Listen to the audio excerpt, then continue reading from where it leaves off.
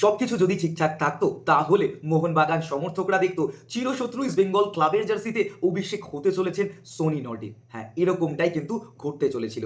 তবে মোহনবাগানে জয়েন করার বদলে ইস্টবেঙ্গলের দিকে কেন এগোচ্ছিলেন সনি নর্ডি, অবশ্যই আমরা জানবো। তার আগে ভিডিওটা অবশ্যই লাইক করে দিও। সনি নর্ডি কিন্তু সে সময় আইএসএল এ মুম্বাই সিটি এফসি, অর্থাৎ যদি আমরা দেখি যে 2015-16 সিজন থেকে Mumbai city FC Mohun Bagan, Mumbai city FC Mohun Bagan, এরকমই কিন্তু একটা মসৃণ কেরিয়ার চলছিল। হঠাৎ করে কিন্তু একটা চোট এবং তাতে অস্ত্রোপচার হয়। তার পরবর্তীতে আবারও মোহনবাগানে ফেরার কথাই ছিল তার, এমনই কিন্তু জানিয়েছেন সনি নর্ডিক খোদ। সেই সময় মোহনবাগান ক্লাবের সভাপতি ছিলেন স্বপন সাধন বসু, কিন্তু পরবর্তী মরশুমে স্বপন সাধন বসু কিন্তু পদত্যাগ করেছিলেন এবং সবুজ মেরুন কর্তাদের তরফ থেকে এখনো পর্যন্ত বা সেই সময় পর্যন্ত কোনো রকম যোগাযোগ করা হয়নি এবং ইস্টবেঙ্গল কিন্তু ক্রমাগত যোগাযোগ করছে সনি নর্ডির সাথে।